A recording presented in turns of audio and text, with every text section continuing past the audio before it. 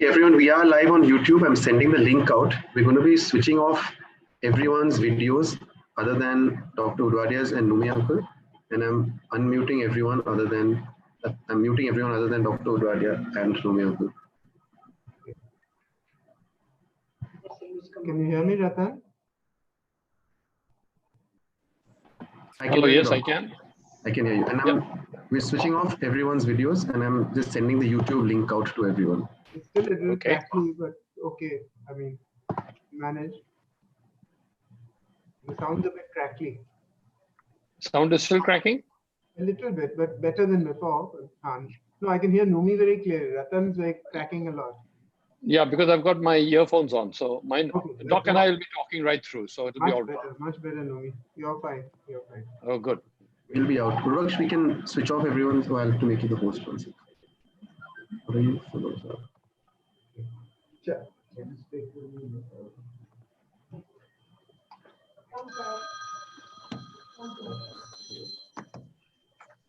Ratan, lock the meeting. That way. Yeah. Let's start, Ratan. Just give us 1 minute, Umayakal. Let's just stop all the videos. Okay. Doing that. You can keep yours on. I'm stopping mine. I'm changing the video settings. Hi. I'm in the middle of a room tour, but I'd love to meet you, Jim. Hey, Jim, sir. I'd love to meet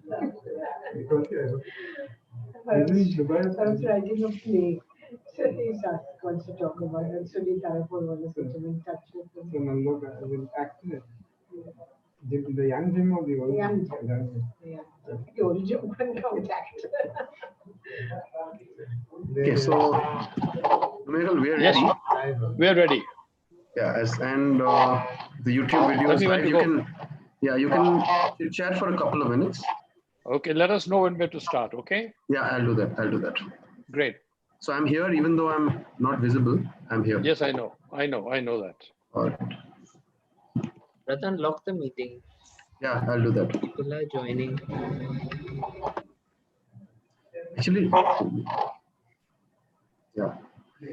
The point is that I think doctor and family have given the Zoom link to a lot of people, so they will come and watch on Zoom.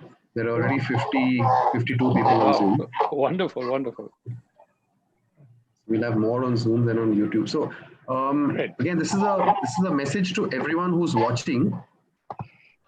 You can actually watch the video on YouTube. I've pasted the link in the chat window here. I think I don't think you have to change anything because you're going to be. Yeah. Doc, we'll start now in about a couple of minutes. Yes, please. That's lovely. I can hear your voice well. Can you hear mine? Very clearly. Good. So what we've done is we've removed the other people and the other voices, so it's cleared up the bandwidth, so we can chat freely while they all watch us on YouTube. Right. So we're giving the YouTube link to everyone just now, so they'll just sign in on YouTube and they can watch us. Right, Yubi. Hi, Veera. Hi. No. Seeing him for the first time. Doc, you had treated my son Jahan some years ago. What did he have? What was the matter with him? He had that pneumonia. Oh. We are from Calcutta, and we had my brother had said that you had agreed to treat him. So we came out over here and we got him in, and you treated him. And well, I'll tell that story a little later. I think you'll be fascinated to learn what the patients think of you and the patient's family, doctor. Okay. Don't praise me too much, though. Huh? No, I won't. I'll do my best not to. But then what you have done is it's kind of difficult. I must confess to being a fan of yours. But all the same, I will try and keep some balance. Please. So as soon as we get a green signal, Doc, we'll be on. Ratan will let us know when we are starting. I think Umayakal, we can give it one or two more minutes. Okay, 1 minute more. Yeah, right? Again, just a message to everyone else who's on this Zoom chat. I have pasted the YouTube link in the chat window of this Zoom meeting. You can watch it on YouTube and leave this Zoom meeting if you like, if you're more comfortable. If you have a smart TV, for example, you could watch it on YouTube on your smart TV. It might be a lot clearer and a better viewing experience. So please use the YouTube link in the chat window on Zoom. Click on that link and then you can watch this live on YouTube. We've had this series now going on, Doc, for the last 3 months. We've done perhaps 70 or 80 shows for the Calcutta Parsi Club. So we've all become slightly tech savvy. But of course, the real geniuses are these two youngsters that you saw, Ratan and Udwadia. They put the whole thing together every time. But it's not yet perfect. The science of getting other people on a chat, it's not yet perfect. So there are a few glitches here and there, but they keep overcoming it every time.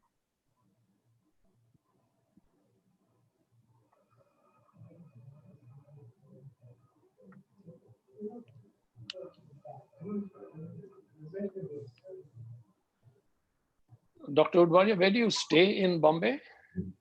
I stay at Malabar Hill, just behind the WIA club. Okay. In a building called Il Palazzo. Oh, okay. Is it all right if I call you Dr. Udwadia, or is that? Yes, you can call me by my first name. You can call me anything, either by my first name or Dr. Udwadia, whichever you wish. All right. Thank you. We're good to go. Good to go? Wonderful. Yeah. Good evening, friends. This is another in the series of Calcutta's Parsi clubs. Inspire to aspire. We've met some very wonderful people in the last 3 months of the lockdown. But today, I guess we are going to meet the emperor of them all, Dr. Udwadia. Rather than just introduce him the way I would a normal person, I take the liberty of reading out a few lines, which I copied out today from the web. The night of August 2nd, when I gained consciousness, was the most trying for Dr. Udwadia, an individual of great integrity and knowledge, of immense discipline and form, one who had dedicated his entire life in the practice of medicine and patient care, a celebrated professional, revered and honored in the medical fraternity. He had never stayed beyond the working hours of the hospital. He had a routine and followed it without any space for compromise. When he was working on me that night, it was the longest he had ever stayed back for a patient, I am told. And when it was all over and I had stabilized, he drove home, woke up his aging mother well past midnight, and asked her to pray for a young man who was seriously ill. His mother never knew who she was praying for, but pray she did. And it did pick me up. Thereafter, Dr. Udwadia, I'm told, went to his room, picked up his violin, an instrument he was very fond of, and one that he played with some dexterity, and played till almost 3 a.m. Dr. Udwadia was a man of amazing principle and quality. Due to an earlier bad experience with patients from the film fraternity, he had been extremely hesitant in the beginning to admit me at Breach Candy. But he relented, and he came to know us better. And then he showed us the qualities of his character that he was renowned for. A month into the treatment, he called my brother, who was managing my affairs, and refused to take any fees. When my brother insisted, he abruptly brought the discussion to an end by saying, I do not charge patients whose lives I have saved from short death. And don't try to send me gifts later on to compensate for this. God willing, if all goes well, I would like Amitabh and his family to come over for a meal at my house. End of conversation, end of topic. Then he adds, and this is the line that fascinated me. During my extended stay at the ICU, Dr. Udwadia brought his own personal domestic in the same ICU for treatment and took care of all his costs. Ladies and gentlemen, that narration is by none other than our Amitabh Bachchan, whom Dr. Udwadia had treated. It's a great privilege for me to be here chatting with Dr. Udwadia. Doctor, may I ask you to please say a few words on what that experience was like when you were treating Amitabh Bachchan, and I'm sure the amazing pressures that must have brought to bear on you, on your judgment, and on your time and character. I think the most important principle in medicine is to treat everyone equally. I mean, if you have a different brand of medicine for, say, the average individual, and if you practice a different sort of a medicine for a VIP, you could never practice it correctly. The VIP is at a great, great disadvantage. So your decisions should be based exactly on what you medically think is right, whoever it is you're treating. Of course, the pressures were great. The pressures were indeed great from all points of view. And I was the person treating him. And there was a huge crowd outside the hospital. And God forbid if he had died, I'm quite sure they were capable of burning the hospital or breaking into it, etc. So whenever I finished everything and I was in my room looking after patients, I would keep the side window open so that God forbid if there was a catastrophe, I could jump out of the window, swim across, get out a chapati and make my escape.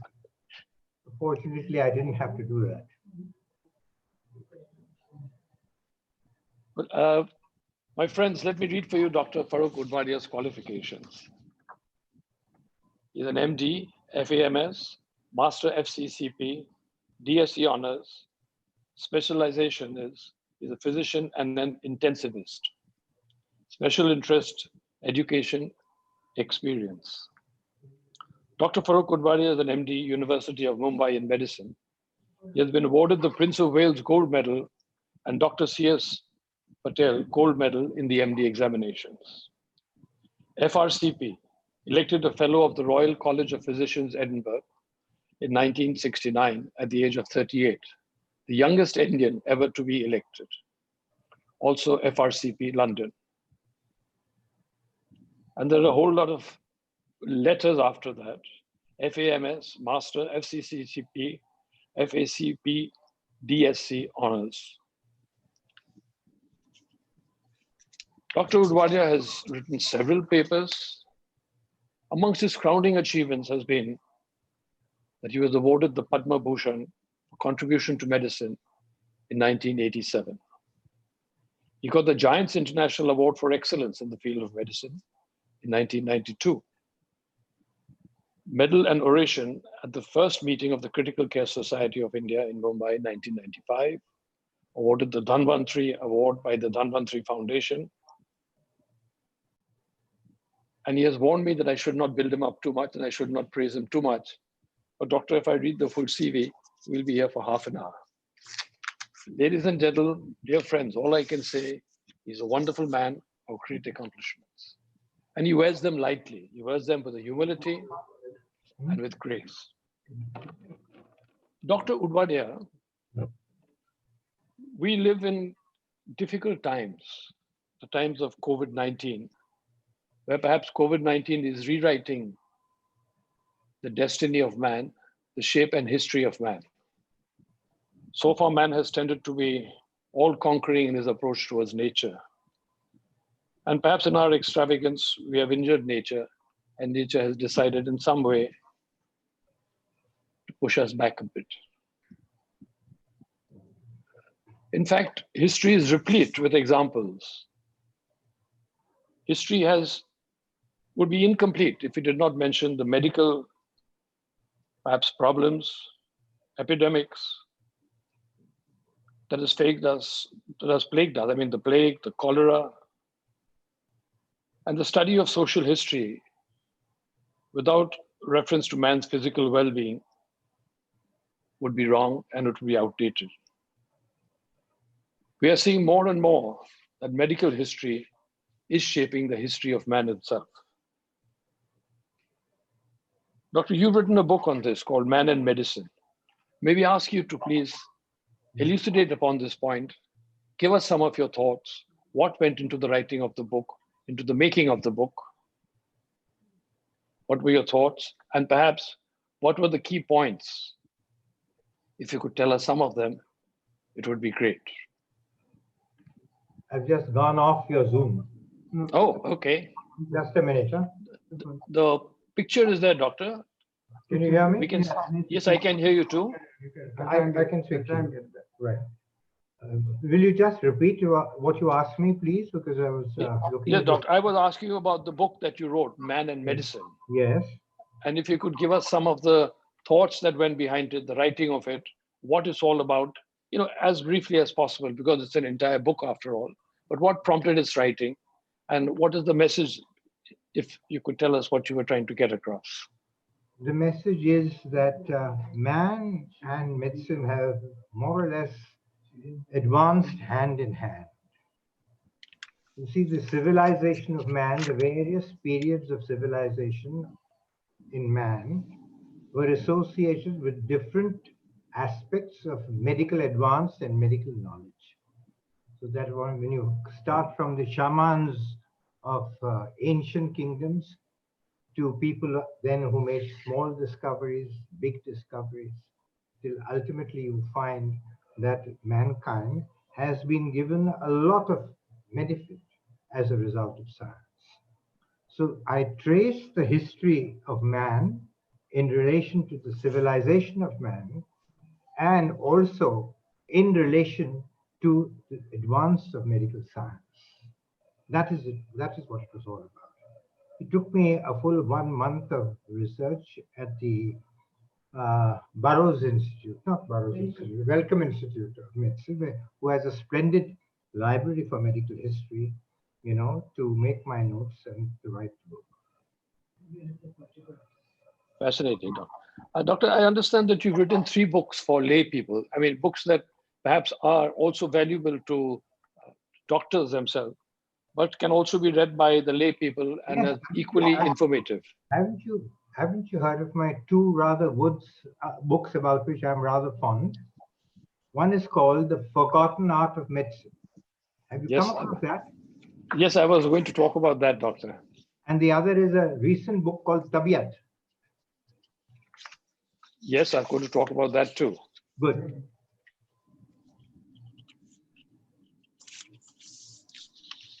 Doctor, since we're talking about Tabiat, which takes us through, I think, the different forms of medicine in Indian civilization. Over there, there's a statement that, or rather, Justice Nariman, while inaugurating the book, said, "It is faith that is the greatest of all healers." Maybe a judge needs to be a physician to diagnose what went wrong in the case before him. And I understand you also read out some excerpts from the book. Doctor, if you could tell us something about the book of Tabiat, which I believe remarks on the traditional and ancient systems of medicine, not the Western system, but the Asian, I guess, and the Indian. Yes, I think the traditional Indian system, it started several hundred years ago. In fact, the treatise on Indian medicine was written discovered around the 7th century AD or so, when you have the Chanakya Samhita and the Sushruta Samhita, one for medicine and the other for surgery. Now, they were remarkable for those days, remarkable for that age.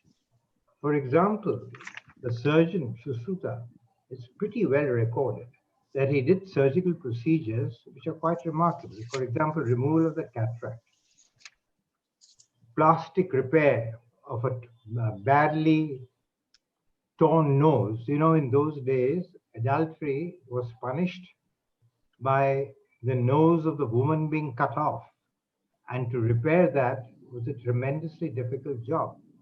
So here was a man so many years ago, around the 5th to the 7th century perhaps, or even perhaps earlier, who devised a procedure whereby this plastic repair was possible.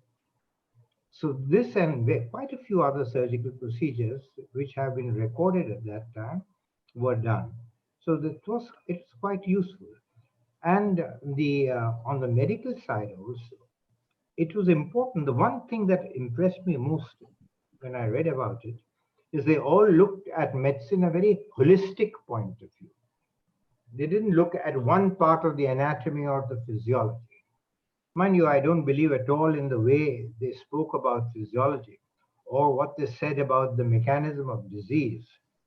There's no evidence to suggest that what they said was anywhere near the truth. But the fact that they looked at medicine holistically, as the person as a whole, man being part and parcel of nature, man in close relation to the environment, that is what impressed me most. But believe you me, this system of medicine has unquestionably pertained for so many hundreds, thousand years. And there are so many people. In fact, there are more people using Ayurvedic medicine in this country than allopathic medicine. You must remember that. And I'm sure there is some good in many of the things that they talk of. So I'm sure, I mean, I have very little knowledge of the details of Ayurvedic medicine, as you know. But you can't throw it away and say it's hopeless. Some aspects of it obviously must be useful. I wouldn't advise it, for example, for acute infections.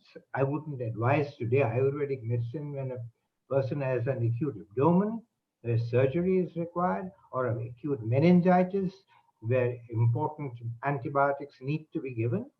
But for ordinary things, I think, for example, in control of blood sugar also, there are quite a few medications which help control the blood sugar. And we mustn't forget that the first medicine to counter hypertension was from a plant which was known to the Ayurveds, serpentina.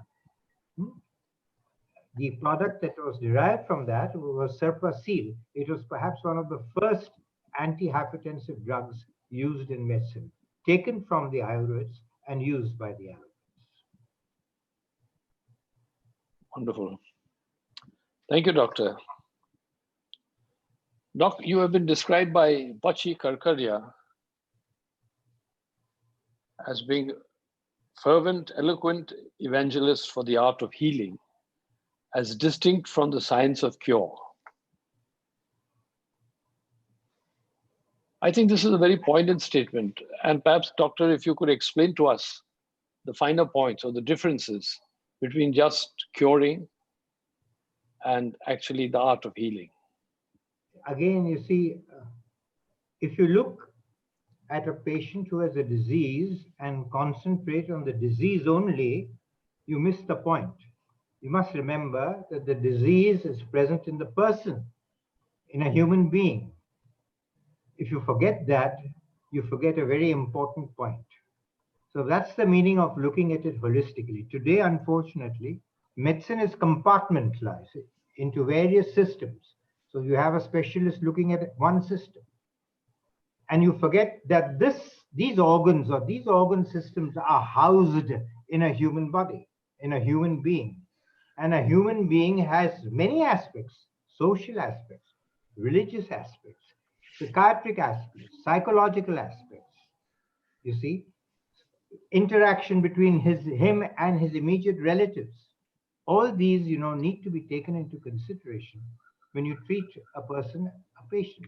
He has his anxieties, his worries, his problems, his stresses and strains. And it is important to realize that the mind often colors the symptoms of a disease. And the mind sometimes may be the source of symptoms which look like a disease. So if you don't look at it in this fashion, you would miss the point completely. Wow. Thank you, Doctor. Doctor, as a matter of fact, you had treated my son, Jahan, when he had come to Bombay. He had got pseudomonas pneumonia. Really? That's a bad pneumonia. That's a bad one. And we had brought him to Breach Candy, where you kindly admitted him and took up the case. And I believe I remember you called in Zarir as a second opinion, and did the took out the test and got the results verified. But even before the tests came in, you sat us down and explained to us, look, I'm doing this purely on what I believe is good for the patient. There's no scientific basis for this, but this drug has been proven to be very useful. I'm starting it off on this drug. And you started that medicine off, I think it was on the third day that he was there. And from the time the first drug, he had took the first dose, he started to feel better, and the headaches and the shivering that he was getting started to go down. And a week later, you switched him to some tablets, and in 2-3 days, we were back home because my daughter had just delivered a baby girl, and we came back to a very joyful experience. So, Doc, what I was wanting to point out to you was when we met you, the calmness with which you assured us and said, yes, you go check in, I'm coming. And when I was very worried because all medicines were stopped and that white blood count cell had gone up, and I was looking very worried, and you called me here and said, come here. What are you, pacing around, and what are you looking so worried for? I said, no, the white cell blood count has gone up. And you told me, look, you're the father. Your job is to support your son. I'm the doctor. My job is to cure your son. So is it your problem or my problem? You do your job, I'm doing mine. And that, I think, was the first real relief that I felt.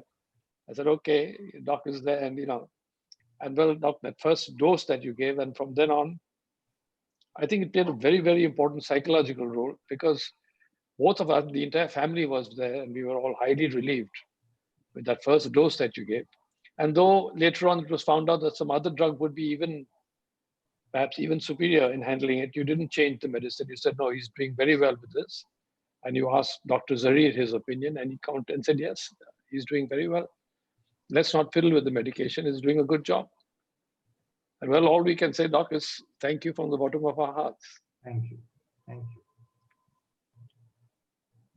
Doc, you're a man of many parts. You love literature, poetry, music. How did you manage to pursue this love, even though you were a doctor of medicine and kept frightfully long hours? Well, music, I started playing the violin when I started playing the mandolin first, when I was 5 years old. My mother asked the music teacher at St. Mary's School to make sure that before school started, I was to play the mandolin. So I used to run away from that teacher who was waiting for the bus to come. I would jump out of the window and run, and the poor music teacher would run after me, catch me by the scruff of the neck, take me to the music room, and I would play the mandolin. That's how it started. I didn't particularly like the mandolin anyway. But at the age of 7, I think, it must have been 7 or 8 that I took to the violin. Then I played it sporadically. I went through 8 grades with the Royal Academy of Music. Wow. Yes. Okay. Then, of course, by that time I was in medical school, so I had not much time to play the violin. And then after I finished medical school, after I finished all my studies, then I took to the violin again sporadically. And then very late, I would say in my early 50s, I think it must have been, I met a teacher. I started again. Oh. He was a wonderful teacher. Mr. Halloween was his name. He was a superb teacher. And I thought I played better at that point in time than what I had ever played before, though I was much older. But he was a remarkable man, He would never say that I was playing well. In fact, he would sometimes make nasty remarks, saying you were screeching away. In fact, Okay. I've never taken so many, what shall I say, unfortunate remarks or difficult remarks or hurtful remarks from anyone, but I took it from him because he was the teacher and I was the student. So the Indian philosophy of Guru Shishya. Doctor, you must tell us about your younger days, your school days, when you started first with Cambridge and then went to SSC, and some of the shenanigans you got up to with a good friend of yours. Who? I just read about it. There was a youngster who you used to get in trouble with. I'll just find out the name is somewhere on the papers. I'll just find out the name. No, I was very mischievous. I was indeed extremely mischievous. And getting on from the Cambridge to the metric side, as they called it, was a bit of a culture shock for me. Because the Cambridge section was rather civilized, very nice. You know, it was an excellent school, the St. Mary's Cambridge section, probably the best school in Bombay at that point in time, both in study and in sport. It won the Aga Khan Cup, for example, which is indeed a remarkable thing for schoolboys to do that at one time.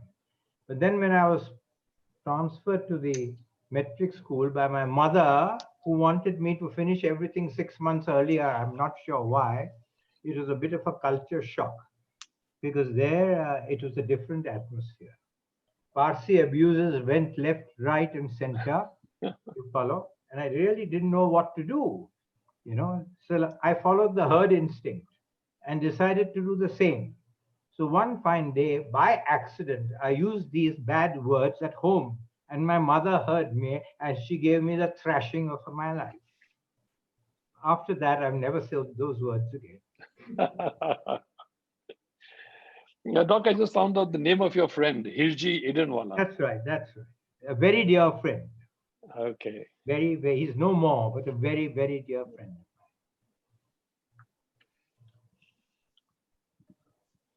Doctor, tell us something more about how the arts, the humanities, has affected you in your care of patients. How has it helped you in caring for patients and understanding them? I think, and this is a very important question, really, to ask. I think to be a good doctor, it's just not medicine that matters. Medicine does matter, of course. You must know your medicine, that's fine. And you must practice your medicine ethically and correctly.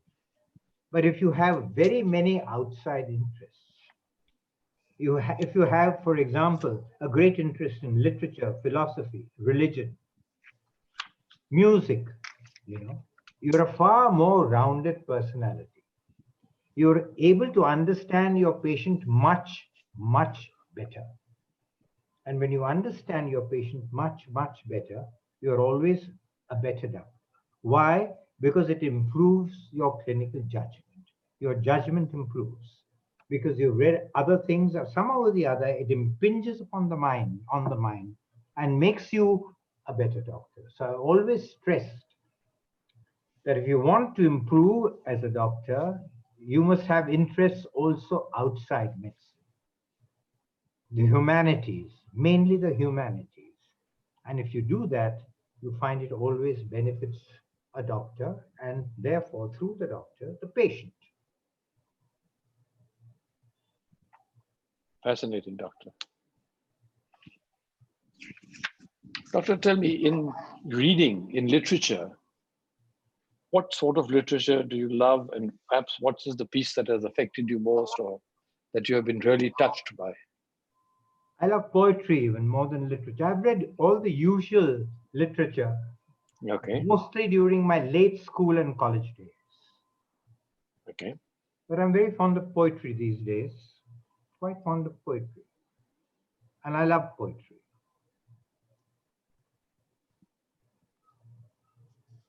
Doc, I think, read out a few lines of a poem, which I'm sure you will recall. Be not ashamed to stand before the proud and powerful with your white robes of simpleness. Let your crown of humility, your freedom, the freedom of the freedom soul. of this. Ah, yes, that's right, Doctor. And know that which is huge is not great. And that pride is not everlasting. That's Rabindranath. Yes, Doctor. I had seen an interview of yours, so I decided to look it up and copied it down. Doctor, tell us where you first saw these birds. I believe they were written in the hostel where you stayed. Yes, And tell us something about your days in the hostel. In the Indian Students' Union hostel, they were there on the wall, you know, and they were beautiful birds, I thought. And therefore, you know, it was easy to commit them to memory. It was a difficult time in those days because in those days, you know, we were on a shoestring budget. The government wouldn't allow more than a small amount of money to be transferred. So to pay for these fees of living in the hostel, to pay sometimes for attending a course and for the food which was outside the hostel was difficult. And it was a shoestring budget. And I didn't want to worry my parents about that. So I never told them anything about that. But I think I have a feeling that my mother used to sense it. So she used to send a £1 note or a £5 note in a sealed envelope, just addressing me and nothing else within. So those were very welcome. Oh, okay. Doc, you did your medicine over here in which hospital? So I graduated and did my postgraduate at the KEM hospital, but then was an honorary physician at the JJ hospital. So therefore, I am, you might say, born in the KEM hospital and nurtured and grew up in the JJ hospital. Oh, I have a okay. special love for the JJ hospital for several reasons. My father was in the JJ hospital, and that was one very important reason. My son was in the JJ hospital. My brother was in the JJ hospital. Oh, They are okay. all strong JJI. Oh, wow. Okay. Do tell us something about your parents, doctor. My friends. No, your parents. My parents. Oh. Well, I love them dearly, first of all, and miss them dearly now. My father was as gentle as anyone could be gentle. He was the gentlest man that you could ever find. Even though I was very mischievous and caught out on many mischiefs, he never ever smacked me. He was very hardworking. He was very kind. He was very kind. And I could see the kindness in his face when he talked about his patients. The concern about his face when he would talk on the dining table about somebody who was going to die. I could see that. Even at that small age, I could see that. And he had a great influence on me from that point of view. Even though, mind you, we saw little of him. He would be working from 8:30 in the morning. And I well remember in my earlier days would be coming back at 11 o'clock at night. We would wait for him, mind you, we wouldn't go to sleep. But we saw little of him except on our summer holidays, when we went away to Simla, Uti, or any one of these places for about a month or so. My mother gave me the principles of good living, discipline, hard work. She was tough, but she was kind at the same time. She was extraordinarily honest and straightforward. She would never tolerate a lie. And anytime I was caught out in a lie, I have had it. So these are the things I learned from my parents. Actually, it was my mother who brought us up, really speaking, because my father was out of the house. His influence was always there. It pervaded the house. His gentleness pervaded the house. But this is how it was. Doc, tell us about your brother. Excuse me. About your brothers, Tempton, Darius, and Firdaus. Tempton is a very good surgeon, well-known surgeon, famous in his own way. Darius is a lawyer, he's a solicitor, and my youngest brother is an engineer. He's in America. I think he specialized in earthquake engineering more than anything else. He is a professor, I think, in civil engineering. He's a professor in mathematics, and he's a professor in one other branch. I'm not quite sure what. Oh, wow. So very highly accomplished family, doctor. And you have a sister? No, we don't have a sister. No sister.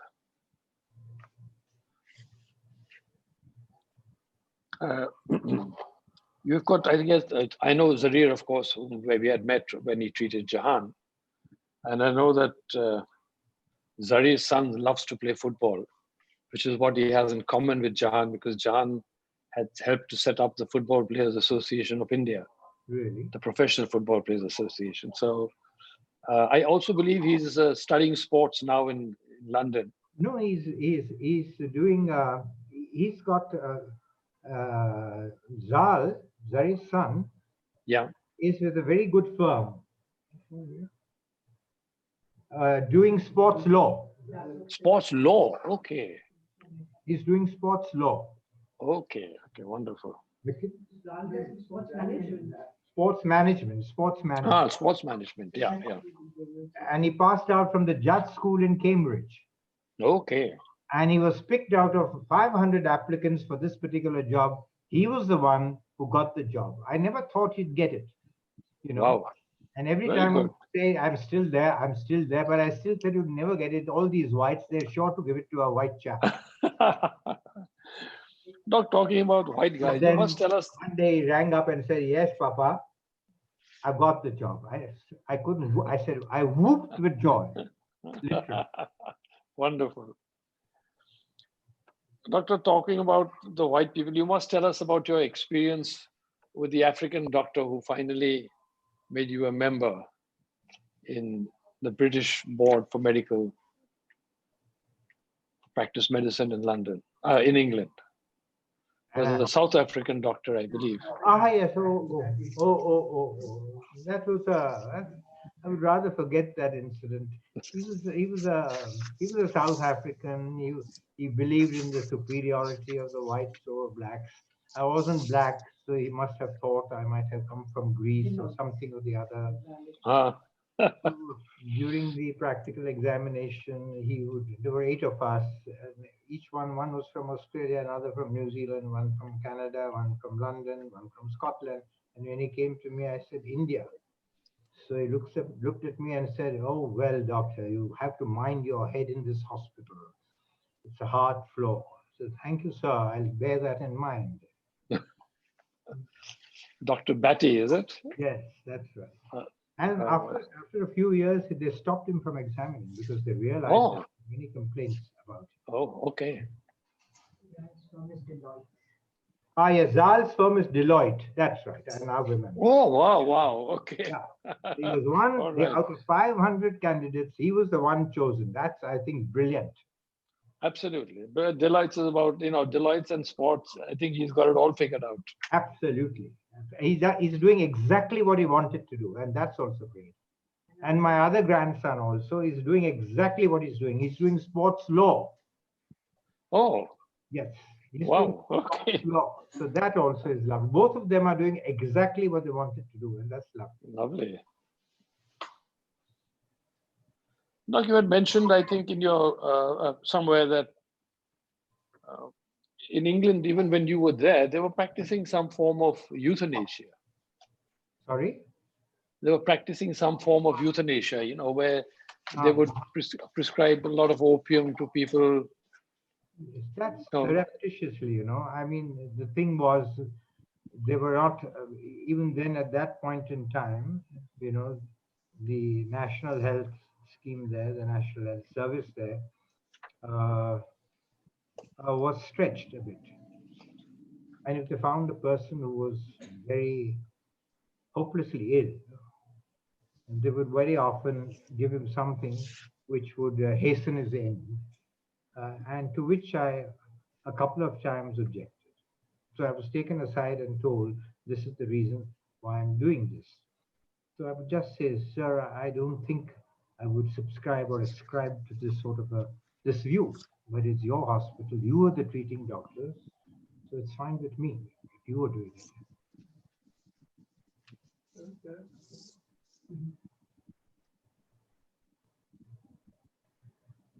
Doc, when you came back to India and joined JJ,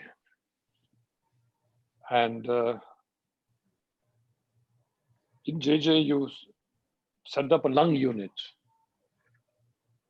Sorry? Would you tell us something about how you managed to do that? And Pardon, I didn't get the lung unit which you set up in JJ. I think that was, I think, one of the best things that I did in the JJ hospital. I well remember that when one of the consultants passed away, the tetanus ward was not in my ward, and the one who was taking over told me, "Will you want to take the tetanus ward?" And I said, "Not really. I'm not particularly keen on it. But why are you asking me?" Because it's a hopeless thing. Everyone dies there. It's a dreadful thing. So I said, "Let me come." I visited the ward, and I saw that it was like a charnel house for all practical purposes. So I asked him, "Which of the two patients here you think are certainly going to die?" And he said, "This man will die in the next 2 days, and so will this." So I requested the Breach Candy Hospital at that time. I requested the trustees of the Breach Candy Hospital if they would be kind enough to allow me to take these 2 tetanus patients free, completely free, in the ICU of the Breach Candy Hospital and look after them. And to the credit of the boys at the Breach Candy Hospital, after a great struggle, they both survived. So I said, "Yes, I will take it on." So I took on the tetanus ward, and I was blessed with some great housemen and housegirls. One of them, of course, was my son. He was there when we started the tetanus ward, and he and many of his colleagues with him probably worked literally round the clock. Round the clock meaning round the clock, 24 hours, literally 24 hours and more, looking after these patients. We also enthused the nurses who also looked after them round the clock. We set up a board in the ward showing how many were admitted, what were their complications, how many survived. In fact, it was just enthusing and motivating the whole team. And we brought down the results of the tetanus ward remarkably. The death rate was remarkably. I think that was one of the best things that I did. And I wrote a book on it afterwards, I think, which has been published and is still being used in hospital here and outside. And the thing was, it was a remarkable experience for me as well, because there were, I think, 6 and 9 beds, and there was no help from the government at all. I had to rustle up the ventilators. There were no ventilators at that time. People would die of heat pyrexia because most of these patients have a high temperature. There was no air conditioning. To patients of mine, I got the whole ward air conditioned. I got it very well equipped, but there was still a dilemma. If there were 9 patients and there were only 3 ventilators and there were 6 very ill, where should the ventilators go? This was a big ethical dilemma. But I was saved by the Breach Candy Hospital, because when a situation like that arose, I would transfer those whom I could not look after at the JJ Hospital to the Breach Candy Hospital.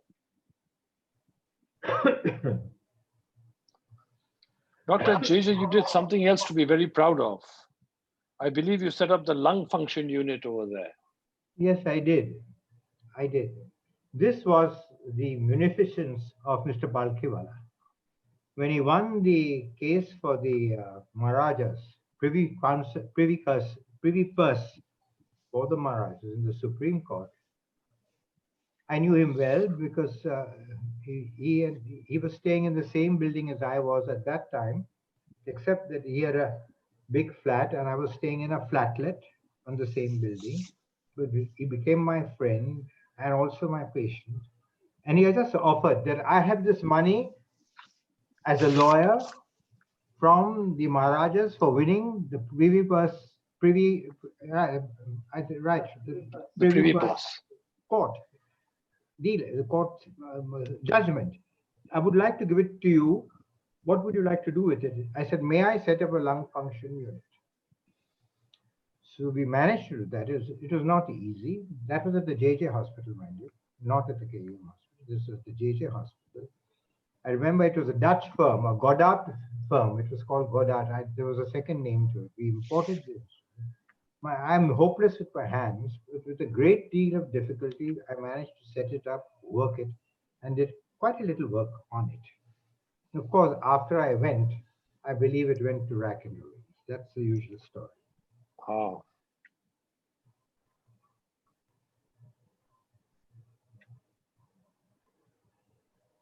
Doctor, it's been your belief that science and technology has robbed medicine of its raison d'etre. Yes, Can you just elaborate a bit on that? I think so. Because the advance of science and technology has robbed medicine of its humanism, its caring quality. And that is the raison d'etre of medicine. Humanism is the raison d'etre. It is the very core of medicine. It is the very core of medicine because it is humanism which builds a bond between the doctor and the patient. And the doctor-patient bond lies at the heart of clinical medicine. So if you only look at science and technology, and if you're devoid of humanism, then medicine suffers. That is the reason why, if you look at it, so much of the lay public is very often against the medical profession. One of the reasons why the lay public is against the medical profession. They feel that the doctor is more concerned with machines, that the machine is the interface between the physician and the patient. And not only the doctor looks more at the machine, he makes the patient also take more to the machine than to the doctor. So that's a tragedy. It's not the sounds of science and technology. It's the way in doctors have placed science and technology above, well above the art of medicine.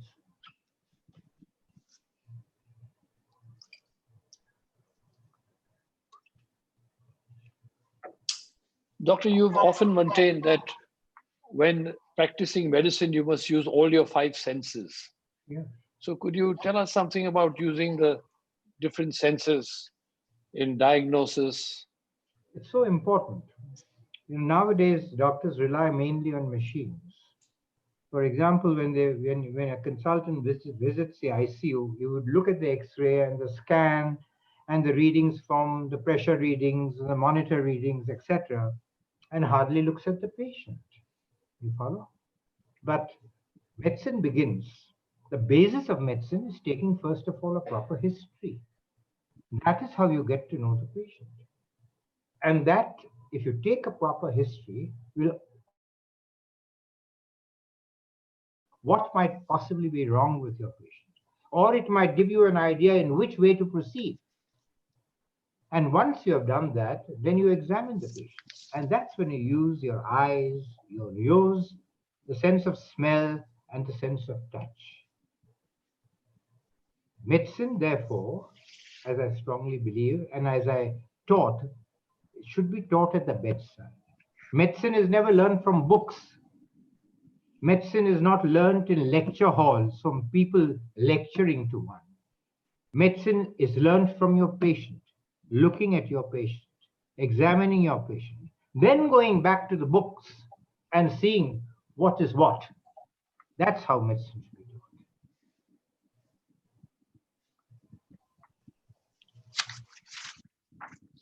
Doctor, in your 2004 convocation address at the Banaras Hindu University, you mentioned the hallmarks of a great physician: competence, humanity, honesty, and integrity. And over there, you included the word charity. Yes. I think that's very important. I think that's very important indeed. What's the name of my famous author? There is a remarkable book written sometime in the 17th century. It is called Religio Medici. The book is authored by a person called Sir Thomas Browne, and he's written some beautiful sentences, beautiful paragraphs on the emotional aspect, the spiritual aspect, and the ethical aspect of medicine.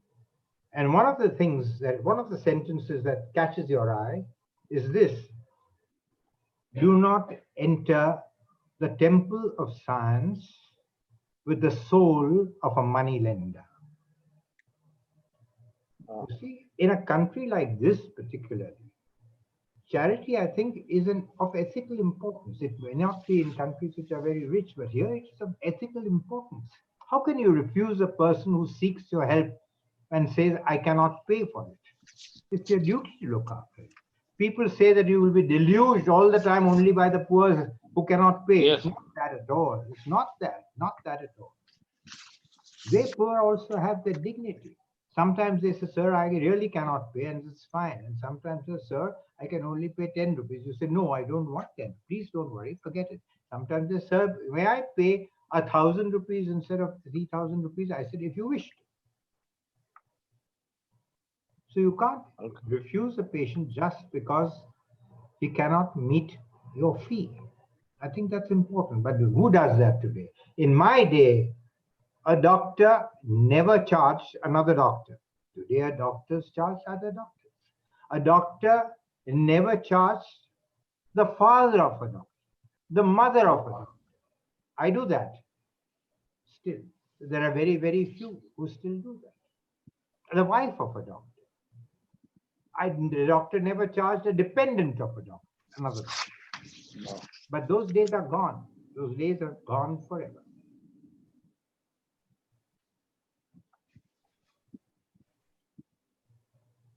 Doctor, do you believe in life after death? Oh my, that's a very difficult question. Life is a mystery, isn't it? Who knows what happens after death?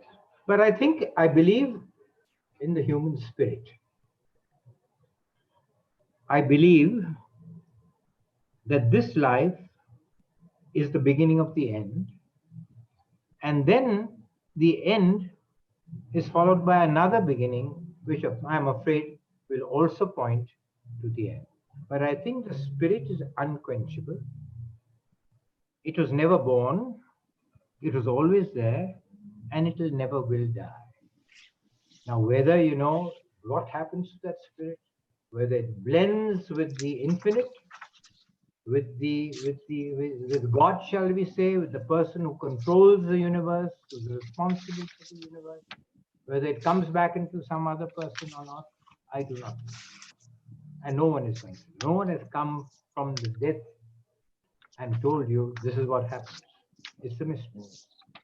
And it will always remain a mystery. Life, indeed, is a mystery. And that's one of the remarkable things about life and living.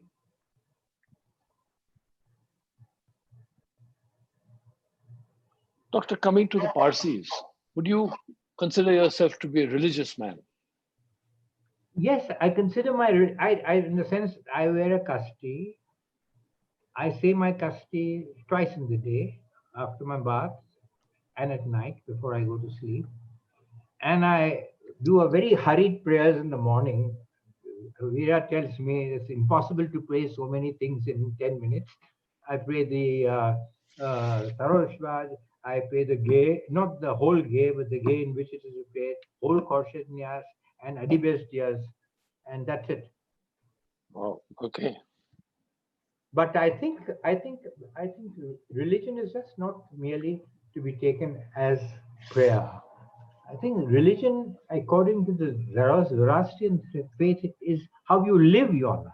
That is the practice of religion. Your life, how you practice. If you have good thoughts, good words, and good deeds, if you are compassionate, if you are generous, if you are forgiving, which is difficult sometimes, you know, if you live your life according to those tenets, I think you're a great Zoroastrian. I had a friend of mine who didn't wear a sadro, who didn't wear a kasti, but I thought he was following the path of Zoroaster because he couldn't live a better life in the form of good thoughts, good words, and good deeds all through his life.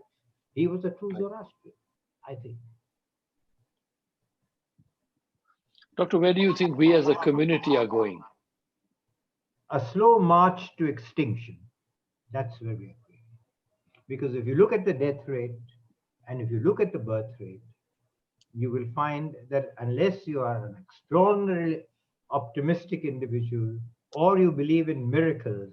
There is no other way to look at it to say except that we're going to die out in due course of time. But that's not the point. Maybe you will die out, but the whole point is that the Zoroastrian religion should not die out because it's a great religion. It's indeed a great religion. Do you know Arnold Toynbee, the great historian, in one of his essays, it's a small book, a recollection, I can't recollect the name exactly, his thoughts, I think. He said he made a study of, this is a great man, great historian. He's made a study of all religions. And he said, nothing comes close to the way life should be led and life should be looked at other than the Zoroastrian faith. I was fascinated when he said that. Because he said, the only way you can explain life is that there is a good and there is an evil. And the good and evil forces contend with each other. And the only thing he said was the Zoroastrian faith says that good ultimately triumphs. But he writes, I'm not sure whether this will really happen. You follow?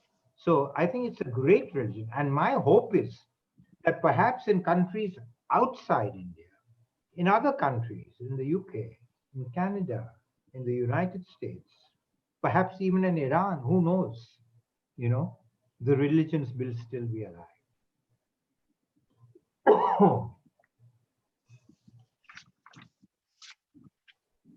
Doc, we seem to be, the two major poles of contention for a long time in our religion. And for some reason, we just can't seem to get past that. One has to do with the disposal of the dead. And the other one has to do with the initiation of Parsi girls who married non-Parsi men, the initiation of their children into the religion. For the latter one, I can give you a straightforward answer. Yes, of course. Of course, you should allow them to practice the Zoroastrian faith, enter the fire temple. I mean, it's absurd to put them out and lock them out. If you can allow the Parsi men who marry outside their children, why not the women who marry outside? I'm firmly of the belief.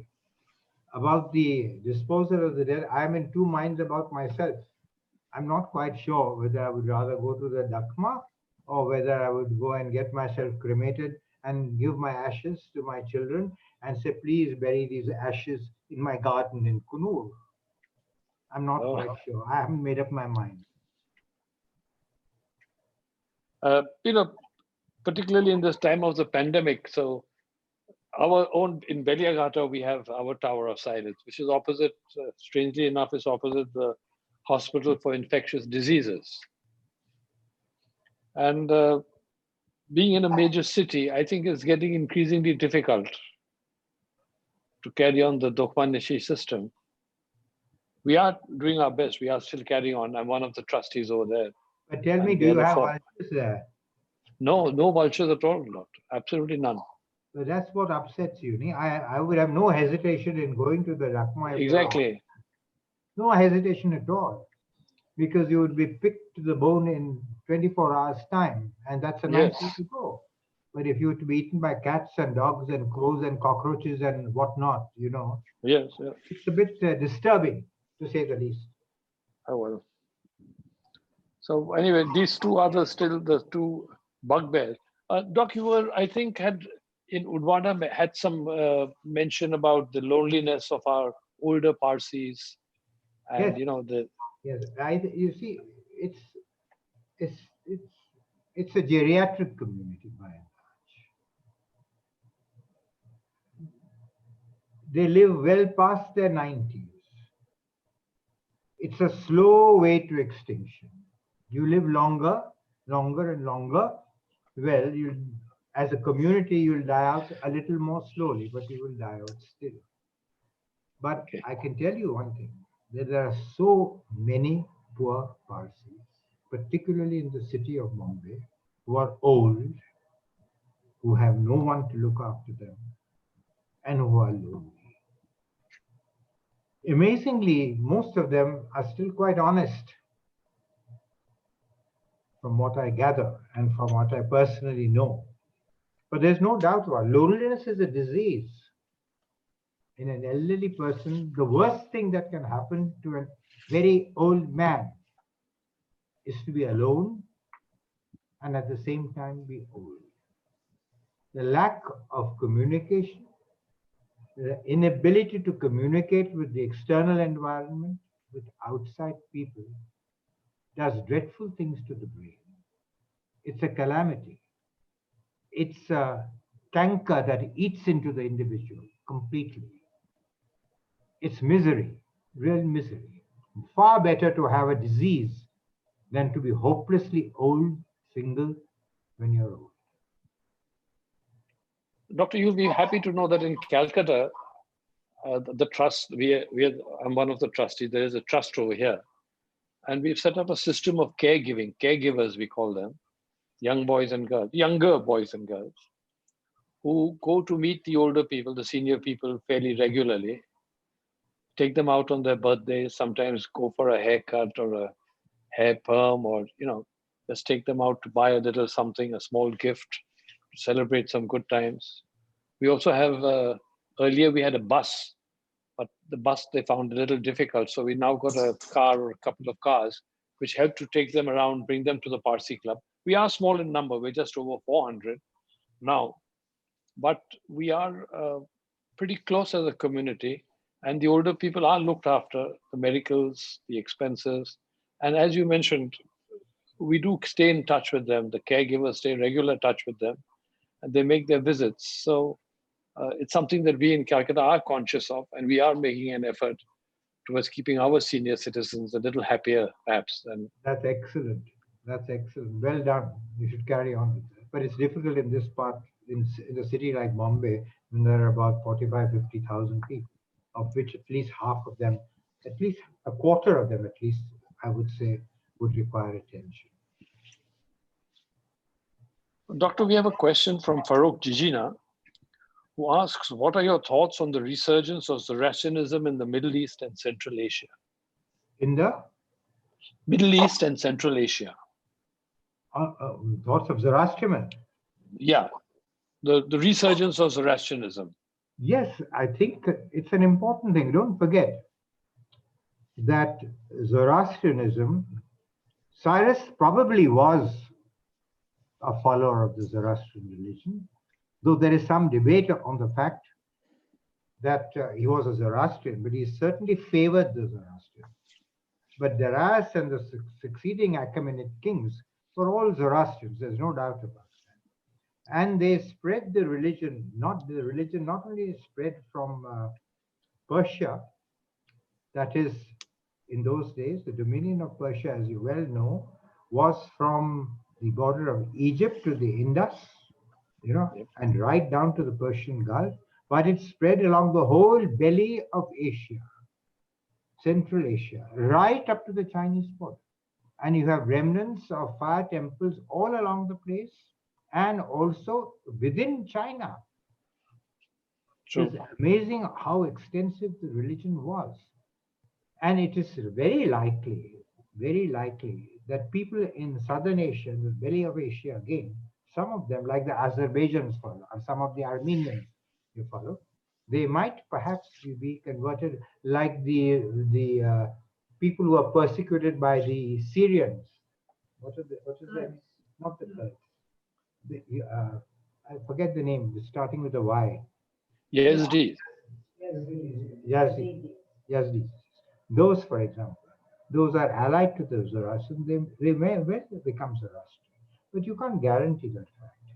Yes. The interesting thing, which I think is very important, I've never been able to understand quite definitely, why is it that unlike Islam, unlike Christianity, why is it that the Zoroastrian religion, which has occupied a great portion of the Middle East and the great portion of the belly of Asia, as I said, why is it that the religion faded? That's a question which I've never been able to understand. I think one of the reasons is there was no evangelism in the Zoroastrian religion. You see that in Christianity, They sent out their people to preach, to proselytize. We didn't do that. The Zoroastrian religion was closely linked to the monarchy. So when the monarchy fell, the religion disappeared. That's what I think was responsible for the demise, if I may so, of Zoroastrian.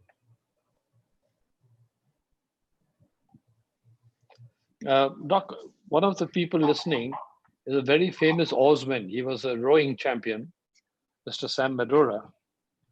Now he asks, if 4 people are in a rowing boat on a lake or in a river, they would be sitting approximately 2 feet behind each other, face forward, facing the back of the person in front. So would they be at risk, perhaps, from the COVID virus? To an extent, yes. To an extent. Why don't they row with masks on? So that would be the suggestion. You row with your masks on. Row with your mask on. And another question. Sorry. You shouldn't turn the head back. It should be always forward. Okay. Another question from Anaita Tangri. If a person is G6PD deficient and wants to be treated at home, as having symptoms of fever, throat, cough, no sense of smell, and is suspecting COVID infection, what will the line of treatment be?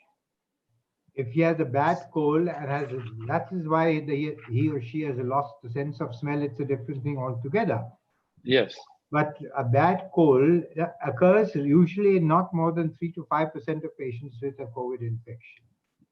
You follow? So if he's got a roaring cold, it's rather unlikely. It can't rule it out, but it's rather unlikely. So you would treat it as any other infection, with bearing in mind that there are certain drugs that you don't use in patients with G6PD deficiency.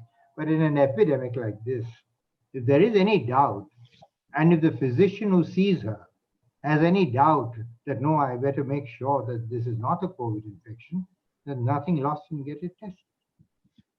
Yes. Quite right. Quite right, Doc. Doc, we've kept you now for an hour or so. It's been a wonderful hour for us. We've been thrilled, not just to meet the doctor, but to meet the man who is the doctor, to learn something about your life. Your life certainly has been an inspiration to all of us.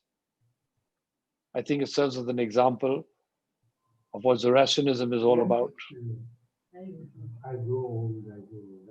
I want to tell a poem before you finish. Wonderful, please. Which is perhaps apt. It is about growing old.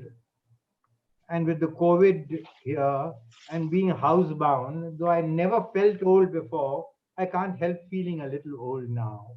I am old, but I didn't feel old. But now I'm starting to feel old because I'm housebound and I'm divorced from my work, divorced from my patients. I can't talk to them, feel them. So let me give you this poem. All right? Shall I give you this poem? Please, we all look forward to it. I grow old. I grow old. I shall wear the bottom of my trousers rolled. Shall I part my hair behind? Do I dare eat a peach? I shall wear white cotton trousers and walk upon the beach. I have heard the mermaids sing each to each. I do not think the mermaids will sing to me. I have seen them riding seawards on the waves, combing the white hair of the waves blown back, whilst the water blows the sand white and black. We have lingered long in the chambers of the sea, with seagulls wreathed with seaweeds, red and brown, till human voices wake us and we drown. That's it. Wow, lovely, lovely, Doctor. Well done. Before we end, could we please meet Veera and Homi, if he's still over there. Oh, they're here. They're here. Veera is very shy. I'm warning you from the beginning. Okay, all right. Okay, here she is. Thank you, doctor.